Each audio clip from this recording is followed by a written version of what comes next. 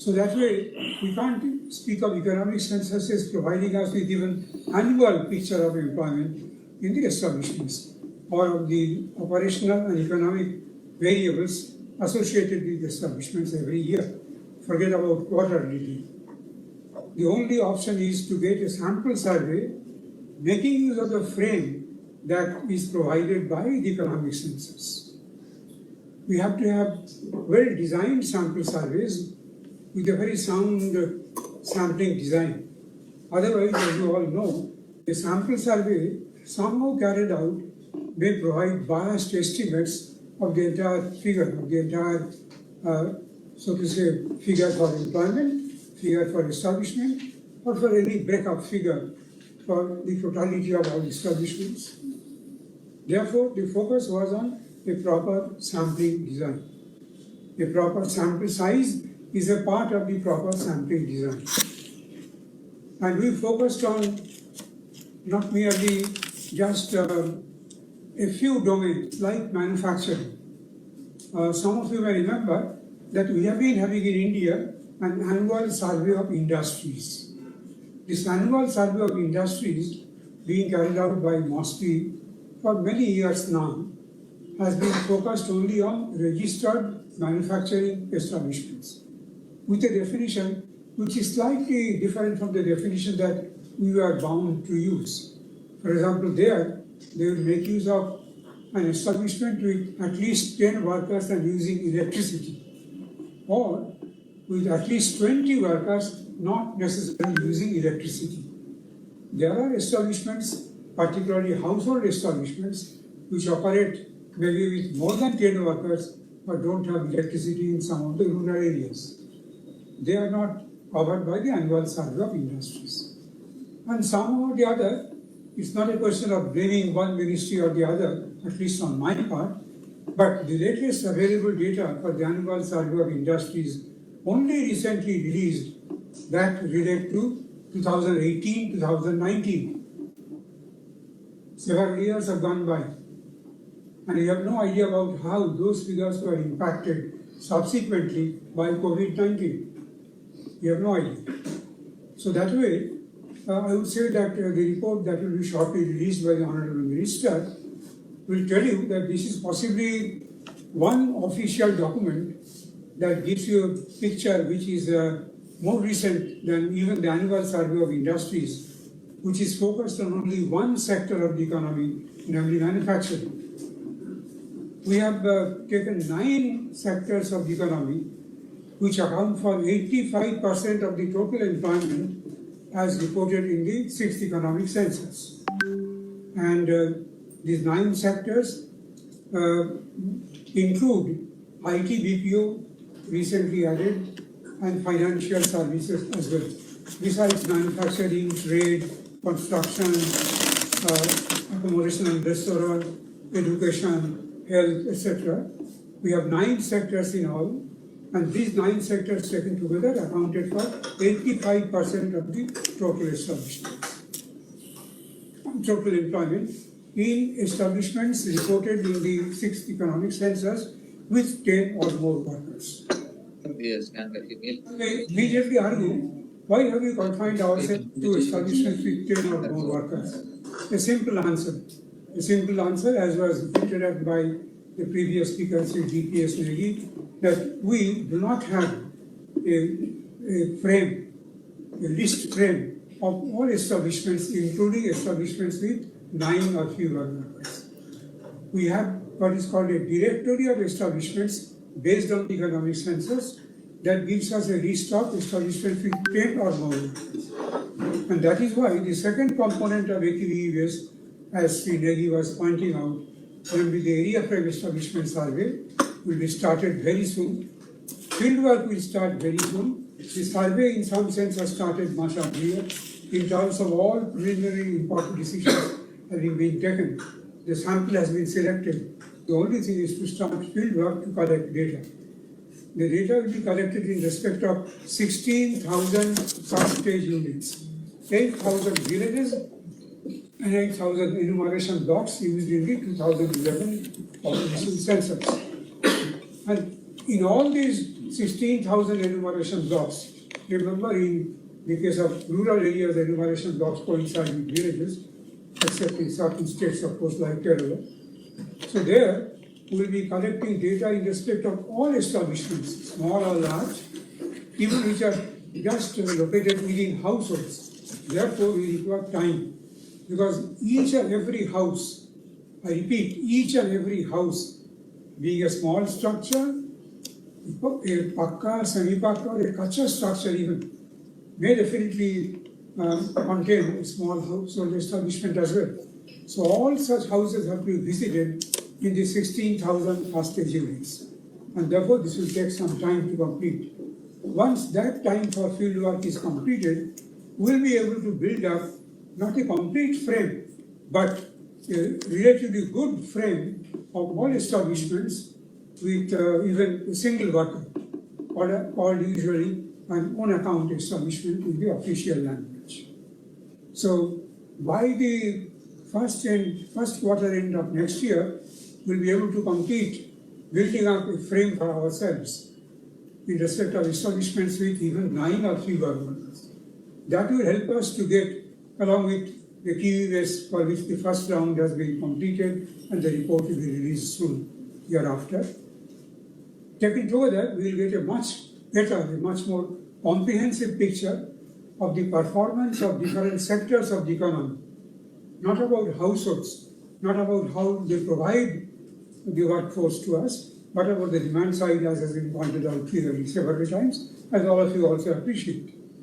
But how do the different sectors of the Indian economy have been performing with a focus on employment, both small as well as large establishments?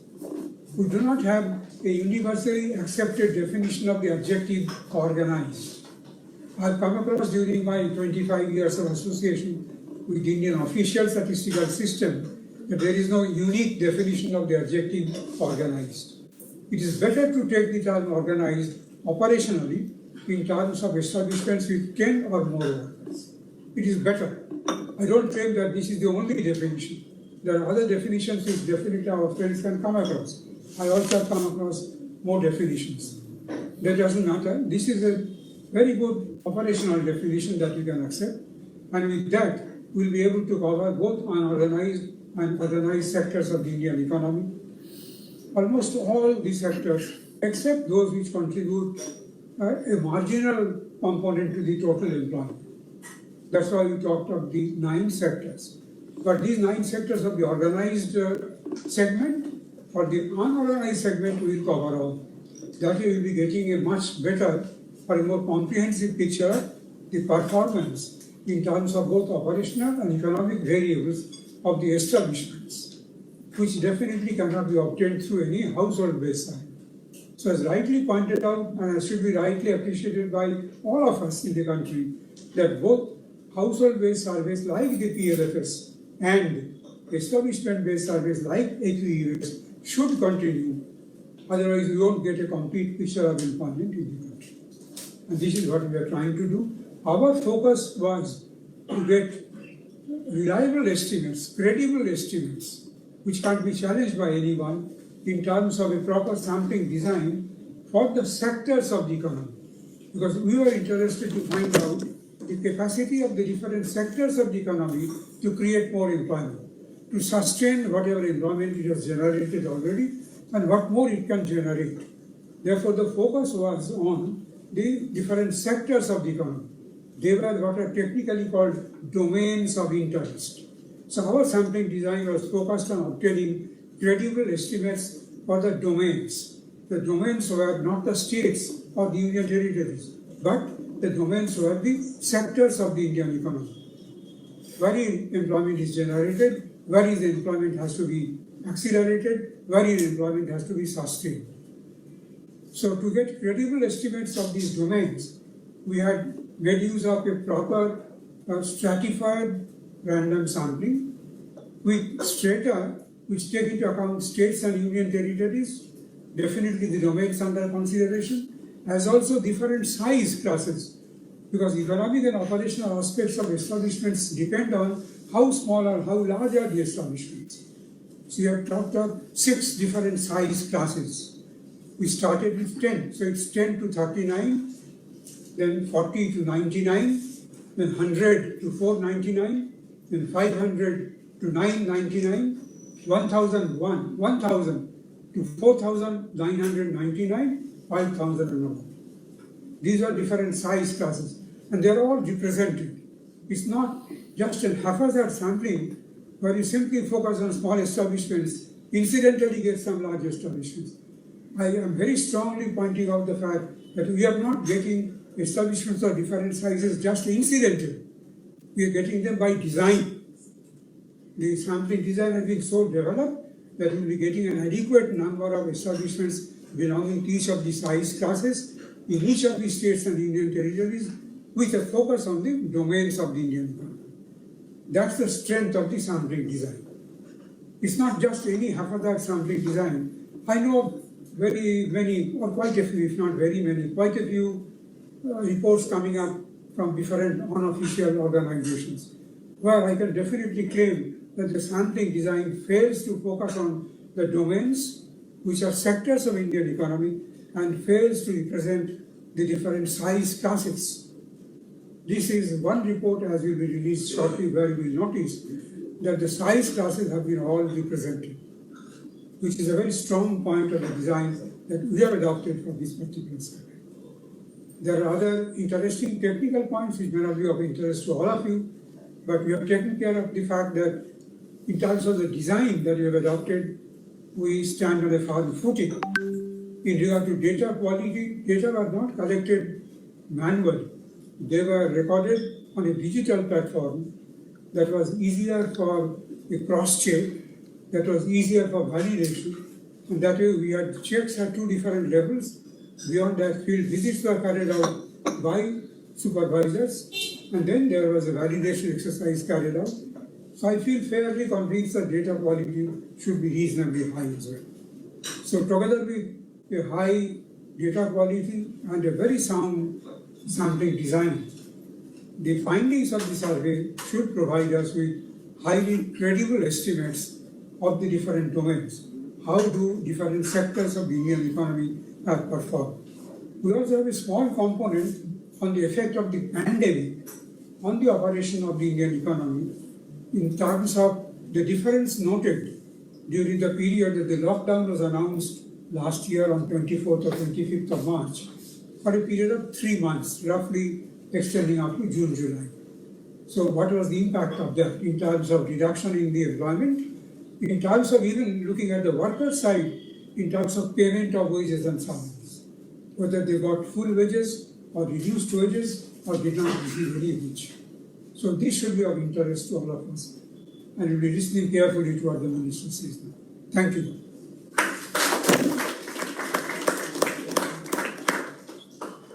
Thank you very much, sir. अब मेरा आग्रह है श्रम एवं रोजगार सचिव श्री सुनील पंचाल जी से कि कृपया सर आप अपने विचार हमारे साथ साझा करें. Thank you. Namaskar and good afternoon to all of you.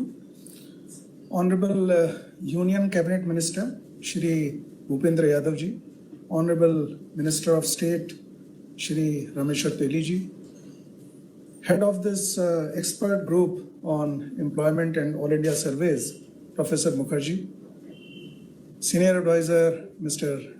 DPS Negi, Special Secretary Mrs. Anuradha Prasad, DG Labour Shri I.S. Negi, all the officers who are present here today, all the people who are listening to us through this webcast and Doordarshan telecast, our friends from media, ladies and gentlemen. It's a matter of great pleasure that today we are going to release this quarterly report on employment surveys today. I think the most important part of these surveys is that the contemporary data was not available to us. And I think from now onwards, this data, contemporary data, which is just a quarter back, and based on quarterly, it is not an annual data or decennial data, it is quarterly data. And if the data is contemporary, it is much more useful because government is very much interested in evidence-based policy making, statistics-based program implementation, and therefore this data is going to be a very, very useful tool for the policy maker and not only Ministry of Labor. It will be available to all the departments of Government of India. I was looking at the the draft of the report, and I found that they have shown that wherever there are gaps in terms of skill development, so in fact this data will be very, very useful to skill development ministry. And similarly, the sectoral ministries will also find it very, very useful. And of course, the public, in terms of if they find that skills are lacking, there are many more vacancies in a particular area, in a sector, they would also very much benefit because then they will tend to take education or training in those sectors. So I think this data is going to be very, very important for all of us, for the government sector, the private sector, and public at large. So let me congratulate Professor Mukherjee on bringing out this wonderful report. In fact, I remember, sir, when we were, trying to formulate programs after the COVID period, and government came out with the Prime Minister Garib Kalyan Yojana. The only data available with us was from EPFO and ESIC, because we were looking into the organized sector, and we wanted what should be the cutoff.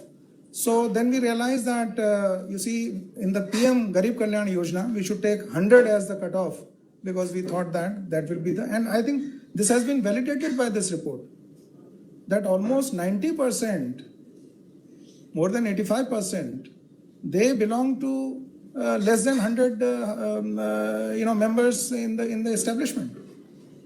And so we could target that particular working class through that Prime Minister Garib Kalyan Yojana. Similarly, when we started Atmanirbhar Bharat Rozgar Yojana, we looked at again whatever was available, the EPFO and the ESIC data, which we call the administrative data. And based on that, then we formulated that for 50, the employment addition can be 2, but for more than 50, employment addition has to be more than 5. And similarly, we targeted those government subsidies, because government fund the endeavor should be that it should go to the weakest, it should go to the poorest. And therefore, I think this is going to be, sir, very, very important in terms of policy formulation, in terms of program implementation. And I think everybody is going to benefit out of it. I do not want to say more because already Professor Mukherjee has explained in detail how this data will be generated. And let me tell you that, this is the beginning of this quarterly generation of data. Hence on,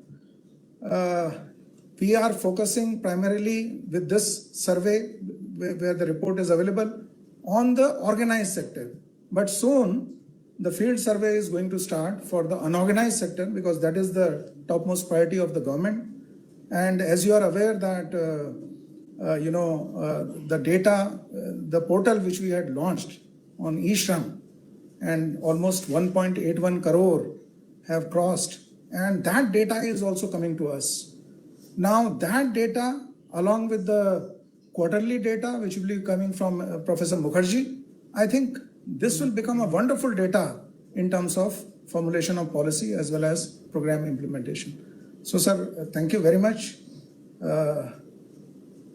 And I hope that everybody will find this data useful. Thank you. Thank you very much, sir. We're really grateful to you for your encouraging words and for highlighting the utility of the survey results in such a lucid and succinct manner. अब मेरा सविनय निवेदन है माननीय राज्य मंत्री श्रम एवं रोजगार एवं पेट्रोलियम एवं सर्वे रिलीज करना चाहिए श्री रामेश्वर देवी जी से। पहले डेटा रिलीज रिपोर्ट रिलीज करते हैं। ठीक है सर। तो मेरा सभी निवेदन है माननीय मंत्री जी श्रम एवं रोजगार, पर्यावरण, वन एवं जलवायु परिवर्तन मंत्रालय श्री भूपेंद्र यादव जी से कि वे कृपया क्वार्टर 1 के नतीजे रिलीज करें।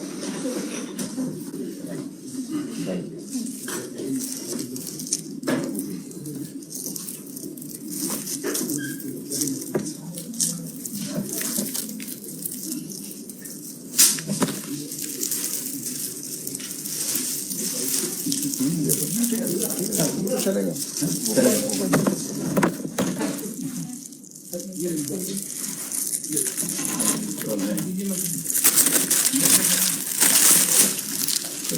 और सब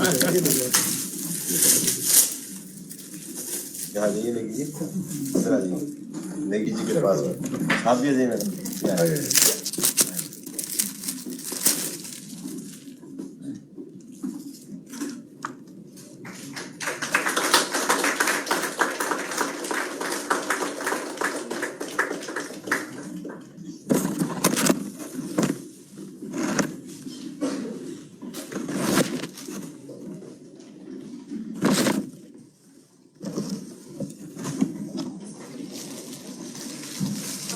अब मेरा सभी निवेदन है माननीय राज्य मंत्री श्रम एवं रोजगार तथा प्राकृतिक गैस मंत्रालय श्री रामचंद्र जी से कि वे अपने बहुमूल्य विचारों से हमारा मार्गदर्शन करें।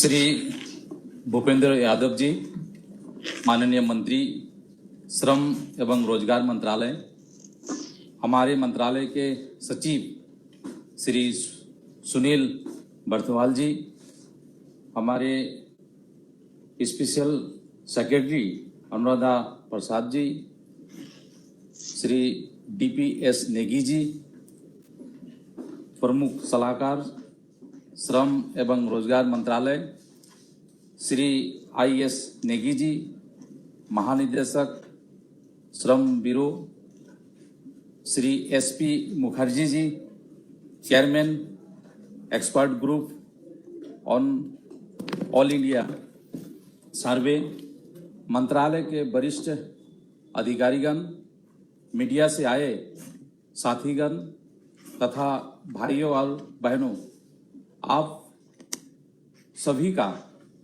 हार्दिक स्वागत एवं नमस्कार। श्रम ब्यूरो मंत्रालय का एक एसेट ऑफिस है।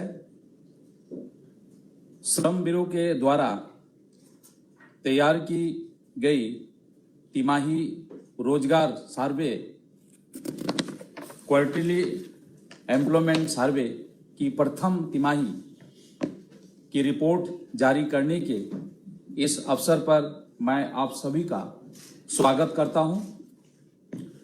लाभकारी रोजगार सृजन क्षमता के साथ विकास करने और गरीबी को दूर करने का आधार होता है। इसी संदर्भ में प्रतिष्ठान आधारित अखिल भारतीय तिमाही रोजगार सर्वे, all India quarterly establishment based employment survey या के एक घटक के रूप में एक स्थापना आधारित सर्वे है कि QES का उद्देश्य भारतीय अर्थव्यवस्था के 9 चयनित क्षेत्र जैसे निर्माण, व्यापार, परिवहन, शिक्षा, स्वास्थ्य, आवास और रेस्टोरेंट, ITC, BPO तथा वित्तीय सेवाओं में 10 या इनसे अधिक श्रमिकों को रोजगार देने वाले प्रतिष्ठानों के संबंध में रोजगार का तिमाही अनुमान प्रदान करता है। मैं श्रम ब्यूरो की पूरी टीम को बधाई देता हूं, जिन्होंने कोविड-19 महामारी की दूसरी लहर के कारण आई कठिनाइयों के बावजूद इस सर्वे की प्रथम तिमाही का समय पर पूरा किया। यह सर्वे रोजगार के लिए तिमाही अनुमान के साथ साथ कौशल विकास, रिक्तियों की स्थिति, भर्ती की गई व्यक्तियों की संख्या